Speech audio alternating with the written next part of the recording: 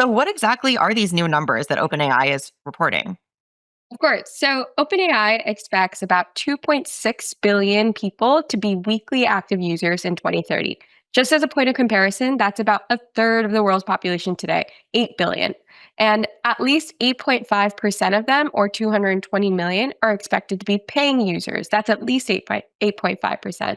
As a point of comparison, that's up from about roughly 5% of users that pay for either ChatGPT Plus, which is the $20 a month plan, or ChatGPT Pro, which is the $200 per month plan. So, from a financial perspective, Shri, how do the paying versus non paying users impact OpenAI's business today? Of course, I think the primary reason or area that non-paying users affects OpenAI's business is that a vast majority of the 800 million plus weekly active users today are actually not paying. As I said, only 5% or so pay for the consumer subscription plans, and then also there are there are also others that pay for the enterprise subscription plans, but still a vast majority are non-paying. And you really see that show up in OpenAI's gross margins. For example, the inference cost or the cost of running AI models as well as products, OpenAI needs to support that for both its paying and non-paying users. But of course, only the paying users generate the revenue. So when you actually look at the gross margins, OpenAI has roughly just 50% of gross margins across all of its products this year. So, one plotline we've been talking a lot about on the show and following closely is Google's new launch of Gemini 3. That's really been the talk of the town in the last week in tech. And I was wondering if you thought, Shri, that the projections for OpenAI are actually feasible in the context of some of that excitement we're seeing around Gemini. I think they are quite ambitious goals, just given that having one third of the population be on using ChatGPT is quite a lofty goal and an ambitious goal in itself. But also, Google Gemini has really caught up. I think with the launch of Gemini 3, as you mentioned, there's just so much more excitement around Gemini and the potential there. I believe the latest number is around 650 million users are using Gemini, and that's just within that's just comparing that to 800 million plus that OpenAI has. It's like really seems that Google Gemini is catching up. And so I think that time will tell in terms of how OpenAI will actually be able to hit these goals. So I'm excited to see what the next few years will bring. Another thing you mentioned in your piece was some of the content restrictions that OpenAI has introduced on ChatGPT earlier this fall. And I was wondering if you could talk a little bit more about those. Are they going to be a hurdle to these projections?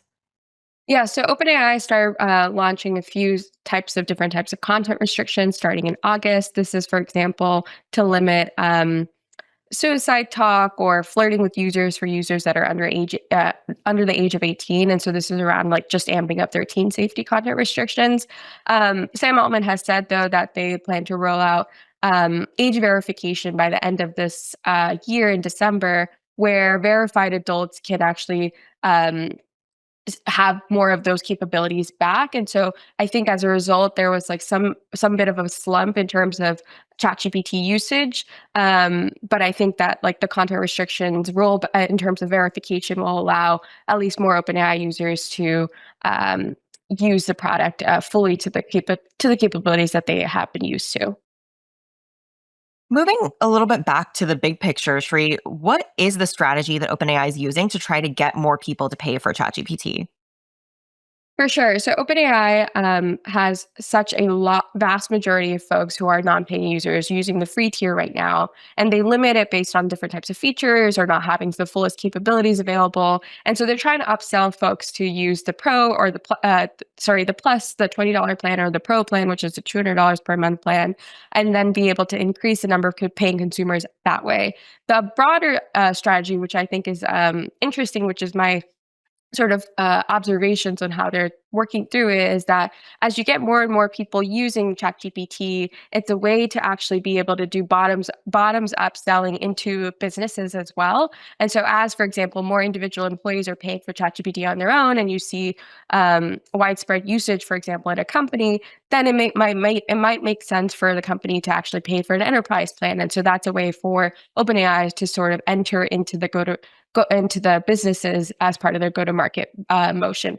And as a point point of comparison, Anthropic, for example, has like more of a direct sort of B2B approach into selling their API plan more directly rather than like taking that approach with Claude being sort of their like biggest wedge.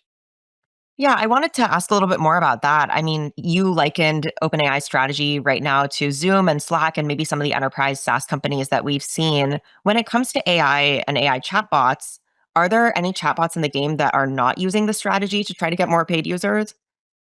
I think that most chatbots are taking this like premium freemium approach where they're offering a lot of their features for free and then being able to upsell them to premium subscriptions as well. For example, like Perplexity, even Claude has like a free and paid tier. I think the main difference that I was mentioning about OpenAI and Anthropic is that Anthropic, for example, makes 80% of its revenue through its API business versus OpenAI generates a vast majority of its revenue from its ChatGPT business. And so as a result, you see go-to-market motions that look slightly different for those two AI labs.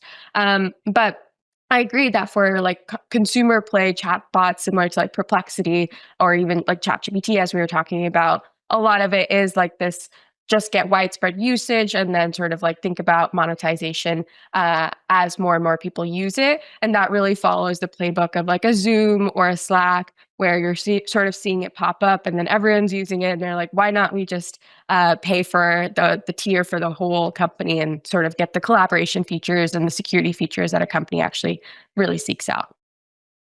Got it. Well, Shri, you really have your finger on the pulse of what's going on at OpenAI, and I'm sure we'll want to have you back on the show to talk more as the company moves closer or further away from those projections. Thanks so much.